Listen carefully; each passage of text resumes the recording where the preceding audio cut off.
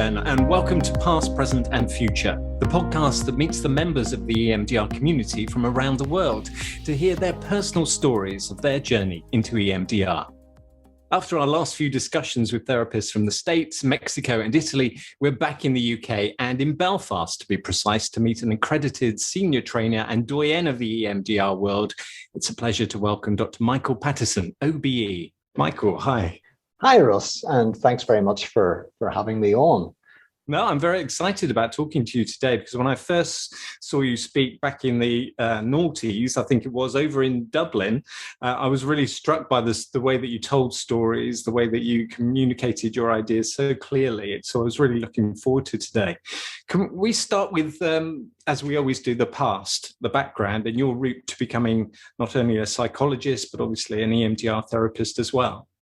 Oh, absolutely. It was an interesting path, as many people did have into the EMDR world, but mine started off as a police officer, and I was serving in Northern Ireland during the conflict years. And there was an attack on my police vehicle in 1981, and a rocket-propelled grenade was fired at it and burned through the door of the armoured Land Rover, killed my colleague Alec Beck, amputated both my arms, smashed up my left leg, then it burned out my door and exploded outside, thankfully. Well, that led to an end of my career in policing. Could you imagine an armless police officer? So, fortunately led to one in clinical psychology and then on into EMDR. And the path was one of taking me through working government statistics for a while. And I was in that for about 3 weeks and I decided I don't want to do this for the rest of my working life. Well, it took me actually 5 years to get out of it. Then I went into clinical psychology training, and it was at the end of that I had the opportunity to train in EMDR therapy. That was 1998. And that was in Cork, in the very southern part of Ireland. I'd read about it before then, and I was being intrigued. It seemed quirky, and the quirkiness of it seemed to appeal to me. And the thought, if you wave your fingers in front of somebody's eyes who's got PTSD and the PTSD resolves, it almost sounds too good to be true. But I read up on it, and then I had an opportunity in 1996 to do a presentation to a journal club. In 1996, there wasn't much in the literature on EMDR, and what was there was scoffed at by many people. And I was doing this presentation to the journal club, and this very senior psychiatrist made a comment that the junior psychiatrist sort of hung on at that point, that how could you expect to trust anything that you don't know how it works? And I thought, right. So the other psychiatrists who were there and the psychologists, they were going, right, what do we say back? But my colleague who was co-presenting with me had a shot back at the psychiatrist and said to him, well, you use ECT. Nobody knows how that works. Well, that was like a red flag to a bull. Then he had to go back and said about, well, do you want the molecular explanation? But as it turned out, the psychiatrist who made that comment, I ended up having a very good relationship with him. And then he started paying more attention to EMDR, thinking maybe there is something in this, because he started to respect me as a clinician, and actually had written some computer programs that he was able to use. So from that point of view, we got off to a good start then. Well, that tends to be the way things work, isn't it? Something happens in your clinical work, you get an idea, you try it out. It's not until later on when the research comes along that you actually figure out what is going on and you can prove what the mechanics are. Oh, absolutely. And in those days, I was trying to understand what was going on. And I'd read a paper which was about Emotion in Two Kinds of Meaning by John Teasdale at Cambridge. And it was about parallel processing. It made a lot of sense to me. And so I could see similarities between what I was seeing in reading about in EMDR and then this model of what they call the interacting cognitive subsystems model. And so it made a lot of sense. And so then I read the article, and then there's a book. So I got hold of the book, which I must say was extremely heavy reading, Teasdale and Barnard's book. And then towards the back of the book, then there was mention that they were developing their model for treating PTSD or for understanding PTSD. So then I was able to correspond with Phil Barnard, who explained to me that the model that they would have is that whenever it's experienced in the body, then we get into this feedback loop. And then that would explain the PTSD as well. So it made a bit of sense to me, but I suppose we don't have time here to go into depth to talk about that particular model, and because we're going to talk more about EMDR. But it helped me understand about EMDR. It's not just something that was a flash in the pan. It was something that was grounded really in neurobiological research and also cognitive science at that point. So I wanted to develop myself, my understanding of it further then. Do you think that because of your own traumatic experience that you were able to understand the neurobiological elements so much better? Well, I think it was from the lived experience, Russell. And as we all know, to learn how to do EMDR therapy, you have to experience it as the therapist, but also from the client's point of view. And I got to do that at my Part 1 training in 1998. In those days, we were allowed to work on a disturbing event which had a maximum SUD of 7. So I said, well, I could work on the incident where I lost my arms, which had been 17 years previously. Because what I'd noticed up until that time, whenever I spoke about the event, I always felt a knot in my stomach. Now, I never paid much heed to it until I was speaking to a colleague who was training as a facilitator at that particular training in Cork. And she said, well, if you're feeling it in your stomach, Michael, that's something that you could process. So I'd never really thought of it up to that point. Now, I'd never had PTSD, a few disturbing dreams for over a couple of years after the incident that I lost the arms. And I felt some anger from time to time as well at the IRA who were involved at it. But by 17 years later, I'd progressed a lot, but still I had this knot in the stomach. And linking into the traumatic memory, I was able to bring up an image, and it was like the flash of the explosion. There was a negative self-belief, the negative cognition of I'm a failure. Now that came out of the blue, and at that stage, I didn't know what it was about because we didn't have float backs in those days. So I said, well, okay, it seems to fit with it. And there was an emotion of sadness and then this feeling in the stomach. So the processing started and the image changed. It was like the dirt in the ground being thrown up. Then I had this also an image of the severed arm here, and that faded and became more distant. All the stuff that we see in our clients, and we would teach our new therapists now. But then I was left with this knot in the stomach because I was learning then that the body keeps the score. Now, Van der Kolk hadn't written even his first paper about it then, and never mind the book.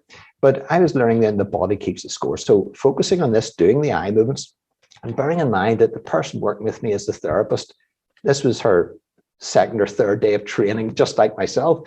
And anyway, she quite rightly did a longer set and supported me through it. And then next thing I felt something move up through my body. And the tears started to stream down my cheeks then. And at that point, the good thing was she kept going and allowed me to process it through. Now, I recognized the last time I had shed those tears. I had tears of frustration, tears of anger over the 17 years, but not those particular tears. And the last time I'd shed those when I was in hospital in 1981. My leg was smashed and was in a Thomas splint, so it was in traction.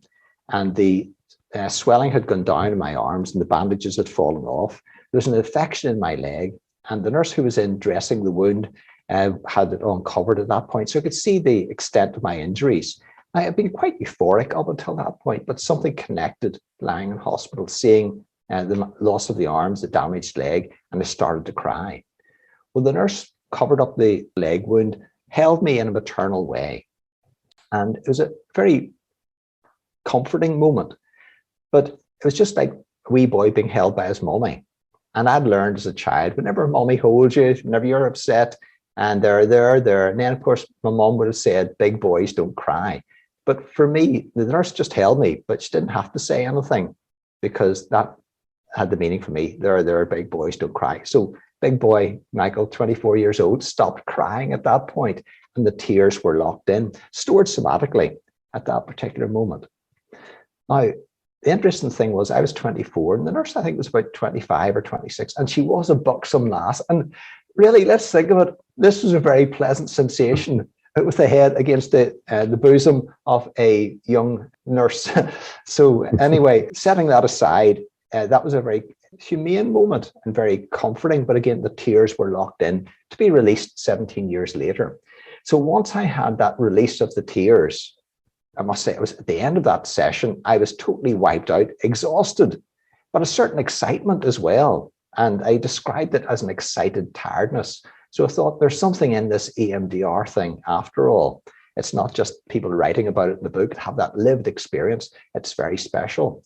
So I was convinced at that point I wanted to become better at it. Wow, what an experience, what a story. I could really kind of feel that knot in your stomach as you were talking about that. And that really explains how the body does keep the score, doesn't it? And how some things are unresolved or unprocessed. Mm-hmm. So what's the key then to overcoming adversity? Well, for me, I think it was the experience of having support.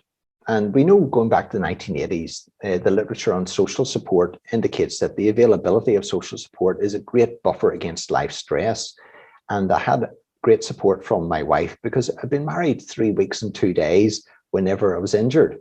And Hazel then was very supportive of me going through, but she always had been.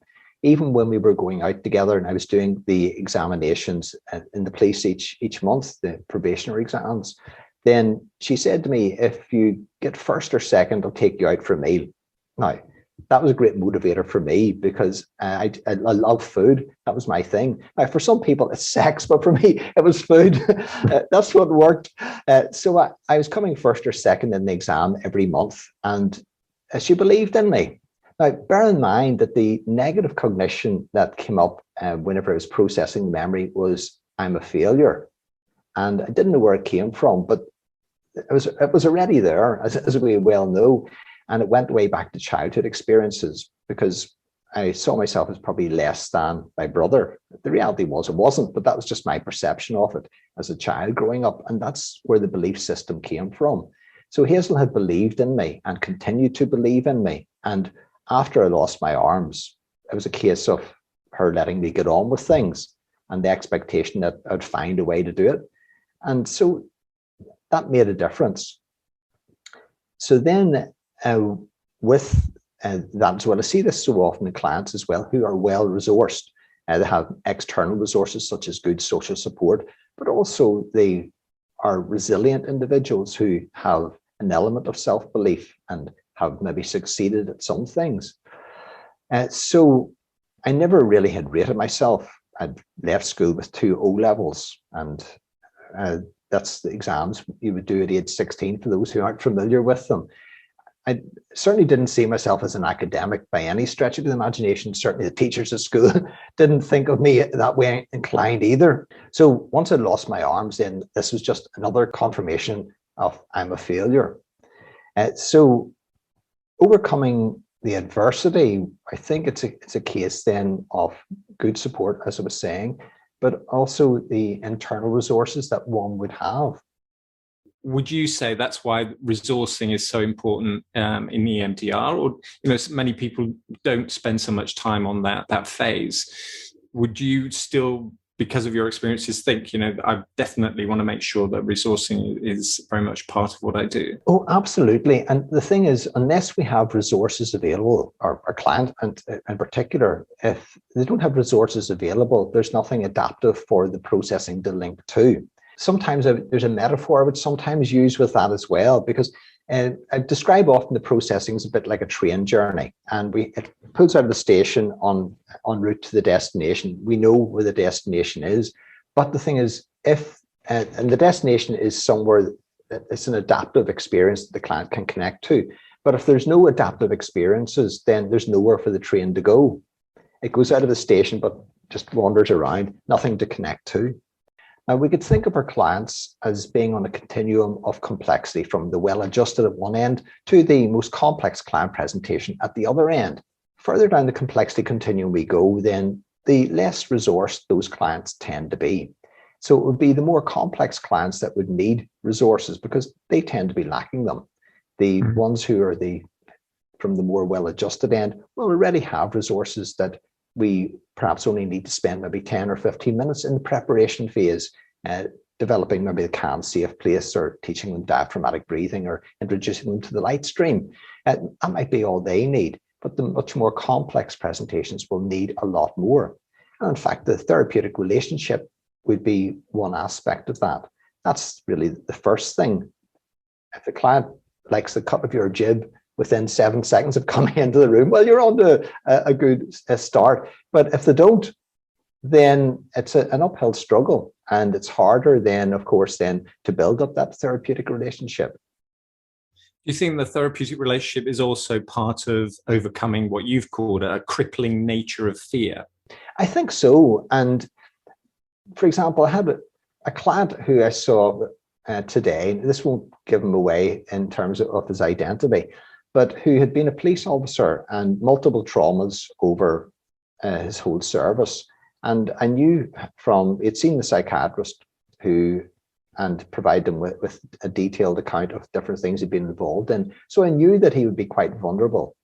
And so from that point of view, I was going to take it gently with him. It wasn't a case of, right, tell me all about your traumatic events, and because of an idea what he's been through.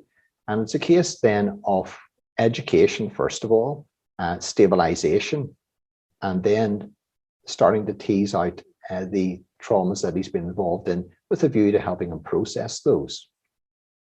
I know that you actually wrote on that subject, and you were looking at RUC police officers, the numbers who had perceived the level of high-risk settings that they went into. Those people who kind of perceived half of their job was in these high-risk situations were the ones that tended to fare worse, which I guess makes sense.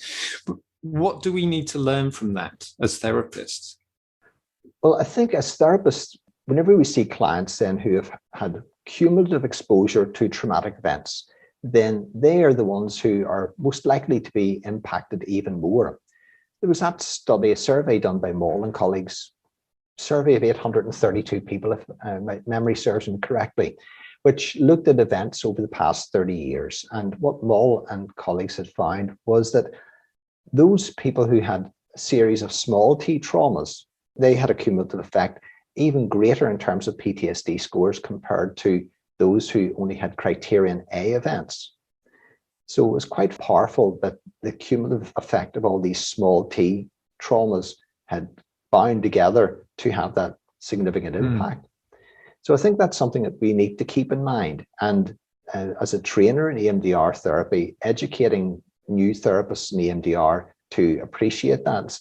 The client who comes in isn't a set of symptoms. They aren't a disorder. It's a person who's had certain life experiences that have been stored in their brain in a way that's maladaptive for them. Do you think those cumulative effects of those smaller traumas, do you think that has more of an impact because it starts to affect our schema system, that just our very beliefs about ourselves gradually over time?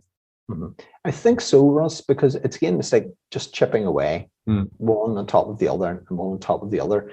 And then it can get to a certain point that it has a profound impact. I've seen this particularly with police officers, I suppose, and firefighters as a good example. It's like children's building blocks. You can stack them up one on top of the other. And up to a point, that pile of blocks is going to sit quite stable.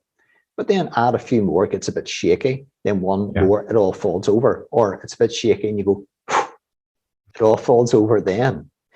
But if you think about the base on which you start to stack them, if it's a firm base, the pile of blocks will get, you can pile it quite high. But if it's a soft base, it's unstable, then you can only pile up a few blocks. And that's very much like our clients as well. Those who have had a good enough childhood and upbringing, then they've got a stable enough base, so they would probably be more resilient. Whereas those who have had the adverse childhood experiences, 4 or more of those, well, they've got a very spongy base on which to add more of these blocks. That's a good analogy, yes. I was thinking, with all the information and your understanding of people on the front line, whether it's police officers, firemen, fire officers, do you think there's still a great stigma around those jobs that stops people discussing or working through traumas and maybe making them more vulnerable to PTSD? I think things are changing now, Russ, and that's the beauty of it. From whenever I started working with police officers back in the 1990s, then there was a great stigma. Mental health was an issue that wasn't talked about. In fact, one police sergeant who came to me as a client had said, I used to think all they needed was a kick up the backside until it happened to me. And that sort of captured it really, because he grew up with that stigma that about mental health issues, people were soft, they were weak in some way.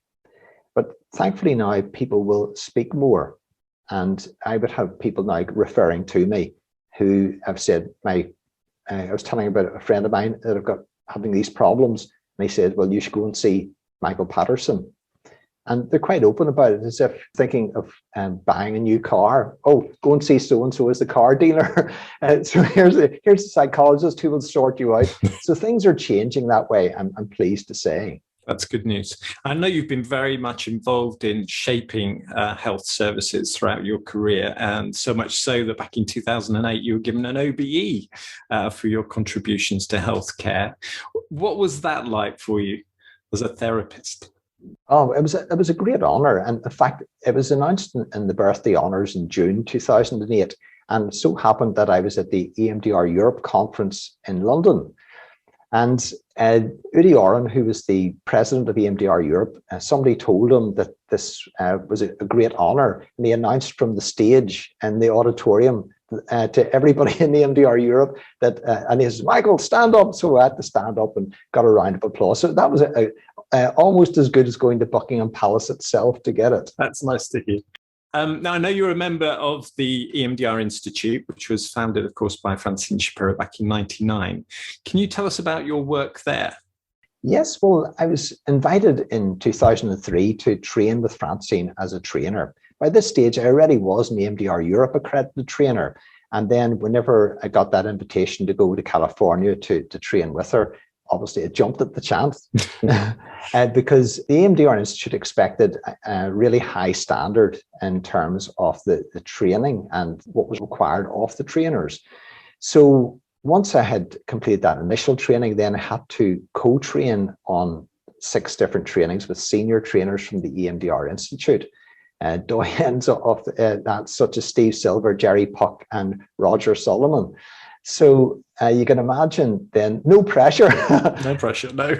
I'm the greats like them. But I think I got through that and then had to return to California again to do it all for what was the level 2 as well, and through the presented 6 more trainings.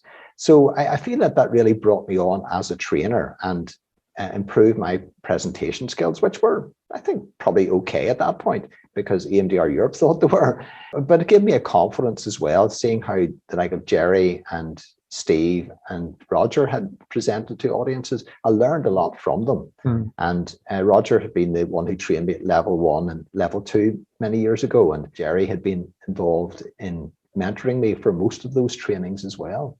So it was fantastic. And my role at the Institute now is really just as I suppose, almost like a junior member compared to these greats that are there. But having said that, if I were to make a suggestion, it is listened to. And I did have a role in contributing in a small part to the current manual. Do you think there is a difference between the way things are done in the States and in Europe? Do we have a slightly different perspective, or is it all very much the same? The training in the United States is based on Francine's book, as it is in Europe as well, and through other countries throughout the world. So that's the beauty. It's about training standards. And in the United States, the EMDR Institute is a training body, and it would ensure that there's a certain standard which meets with the EMDRIA standards and also EMDR Europe standards, EMDR Asia as well, for example. So from that point of view, then the trainings that you would get in the United States in relation to the EMDR Institute, very similar. The content's the same as to what I would teach in UK and Ireland, though they tend to start a bit earlier, which was kind of weird because I remember whenever I was presenting pages at Long Island, one of the trainings with Roger Solomon, then we had to be up at some unearthly hour to be at the hotel for 7:30 in the morning when there's bagels set out. And I think fair enough, I was usually having my breakfast in my hotel before I went to the venue for a 9 o'clock start. But by 9 o'clock, they were well into it. So it's kind of strange, but so slightly cultural differences there. So with the development of numerous protocols, and I think is there more than 70 now? I kind of lose count. I kind of lost count myself. Okay. So we've got all these protocols, adaptations to EMDR. Do you think we're honouring Francine's work by doing that, or are we standing a chance of going off on the wrong track? Well, I think with Francine, she had recognized the fact herself that sometimes we have to make modifications to the standard protocol for the particular group or population that we're working with. Mm-hmm. So, for example, working with children, using the standard protocol that you use with a 35-year-old adult is going to be different. So it's adapted in an age-appropriate way. There would be various groups that we would need to consider working with as well, and understanding those particular cultures and adapting the protocol for them too. So, for example, working with OCD, you may actually start with present triggers rather than going to the past events first of all, but it will depend probably on the client's presentation. Francine also had developed her own version of a recent events protocol. And that's an event which has occurred within the past 90 days. And the view was that it didn't seem to consolidate as a coherent whole up until after about 3 months after the incident. So it should be treated in a somewhat different way. And then there's been variations in that since, such as Ilan Shapiro's model, the RTEP and GTEP. So as long as it's a research-based, I'd say EMDR can develop, because really, when Francine's first paper was published in 1989, it was eye movement desensitization because it was seen as a desensitization technique. But over the succeeding few years, then it was recognized that more than desensitization was taking place. There was reprocessing. So people were having insights, they were linking to other memories, and things were happening more over and above the desensitization effect. So she allowed the model to develop to EMDR then. And interestingly, I was in her company about 25 years after the first publication. And somebody had asked her in conversation, well, anything you would do differently? She said, well, I probably would have named it reprocessing therapy if I had to do it again. So the thing is, it was evidence-based, and Francine was always one for saying, if somebody said, what about this? She said, do the research. So any developments that there are, I would say, great, but where's the evidence? Do the research. So those were very wise words from Francine over the years as well, which I think all of us need to take on board if we're developing new models or variations on it. And if the research is there, I'll say certainly pay attention to it and adjust the practice accordingly. Thank you. Well, one of the papers I know you're involved with was the application of EMDR for self-harm cutting. And I was just looking at that and thinking, this is an area that many therapists, I imagine, would be quite wary about using EMDR for. And I wonder what advice you would give for working with clients who may be presenting that way. For many clients then who are presenting with cutting or burning or some other form of deliberate self-harm, first of all, as a therapist, I'm thinking, so what purpose is this serving for the client? So it might be a case of distracting them from the pain that they're experiencing, or it may be in order to feel something because they're totally numb. But of course, the other possibility might be to see it as a punishment. They're such a bad person. So I'd be thinking, first of all, what does this client need to become more stable? Because if we were to jump in straight away and add in the bilateral stimulation on processing the past traumas that have led to them to trying to regulate themselves by the deliberate self-harm, then we could do more harm than good. So at that point, I'd be thinking, what does the client need? And then work on stabilization. So it means in terms of this continuum of complexity that I mentioned, from the well-adjusted to the most complex client presentation, they're not well-adjusted if they're harming themselves deliberately to that extent, in which case then it may be a case of doing ego state work with the clients initially, or helping them find an alternative. Rather than have the urge to cut or burn, then what can they do instead? So teaching them methods of self-soothing, or even if it came to that, holding an ice cube rather than cutting their arm open with a dirty razor, would be infinitely better, but still they run the risk of an ice burn, but it's much better than cutting themselves open. Do you think it's easy to say that trauma is at the root of everything? I think in terms of what the clients are presenting with, because this would be really my philosophy, and I would put this across very much in the training. So when a client comes in and I would ask, well, what difficulties are you experiencing in the here and now? So here are the difficulties they've got. Then my thoughts go to what has happened in the past that has led to this person having the difficulties in the here and now. And then I would explore that with them. And whenever I'd be doing a training, part one training, day one, and I'm trying to get people to open their minds to the fact of past events, past traumas as being the underlying cause of the client's presenting symptoms. So the client coming in isn't a disorder, but it's a collection of experiences that they've had that have created these symptoms that have led to them having the label attached to them. So that's what I'm trying to do in those early stages, and to get people thinking that way. So I've got you here, and with somebody with your immense experience, I've got to ask, what would be your simple EMDR life hack that you could share with all of us to improve our work? It could be summed up as, what is this person presenting with, and what has happened in the past that has led them having this difficulty, and what do they need to help them be able to process these experiences so that they can have a much better life. Do you think that's a nice place to start? What do they need now? Does that give you an insight into maybe where you're targeting for EMDR? Absolutely, because when I think, what do they need now, it takes me back to Maslow's hierarchy. And as I often say to people who start training in EMDR therapy, when you come to EMDR therapy, you don't set aside what you already know. You all have years of experience. Mm-hmm.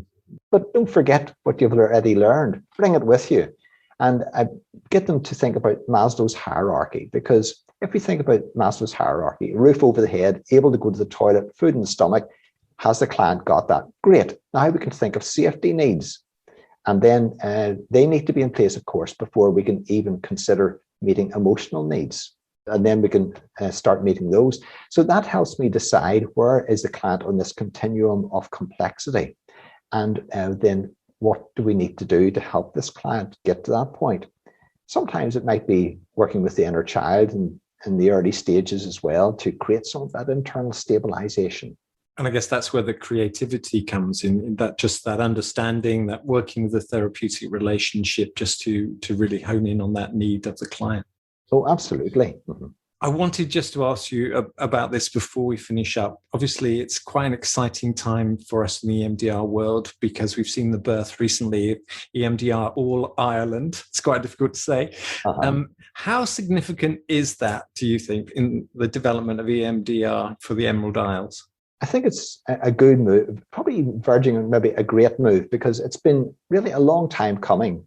Ireland had been part of the EMDR UK and Ireland Association, and it was very nice. It was comfortable just cruising along and speak the same language and everything else. But it was time Ireland really developed itself, and all credit to Gus Murray as the founding president. He had a significant role to play in developing that. So when we look at the size of the population, I think it works out about something like 6.8 million Ireland, Republic of Ireland and Northern Ireland, whereas there are smaller countries in Europe who have had their own national association for many, many years, such as Denmark and Norway. So from that point of view, it's needed to happen. And there are things happening now, trainings that are occurring. People are becoming more and more interested in training in EMDR therapy and building up a network then of experienced therapists who can go on to become accredited practitioners and consultants in their own right. So there is a momentum now, an enthusiasm, which is great to see. And you're very much part of that? I haven't gone on the board. Whenever I had served 2 years on the board of EMDR UK and Ireland many, many years ago, then I had 7 years, and then of which 2 of them were as president, and then I was president-elect, then president, then past president. So my wife said to me, don't volunteer for anything else. So she said it in that tone when I said to myself, most definitely, she must be obeyed on this occasion. Okay, well, that's lovely to hear. And yeah, we are certainly very excited to hear about EMDR in Ireland. Just before you go, I've got to thank you for the amazing resources that you've got on your website. I found those the other day and it was like Christmas. I was opening up all these little boxes for your little videos. Just tell everyone where they could go to get those resources. Yes, indeed, Russ. It's emdrmasterclass.com/resources. That's emdrmasterclass.com/resources. So it's a pleasure to do that. I've put it out there for the EMDR community worldwide. So it's there for folks to take advantage of. Please do visit it and make the most of it. Thank you. Yes, and a hearty thumbs up. There's certainly lots of little nuggets on there. That's it. It's been an amazing journey to listen to your stories and your experiences and the way that you've overcome not your own adversities and difficulties, but how that's enabled you really to relate to the power of EMDR and the work that you're now doing. So I thank you so much for sharing those with us. My pleasure indeed, Ross. Thank you. Past, Present and Future is a Laura Beach production for EMDR UK.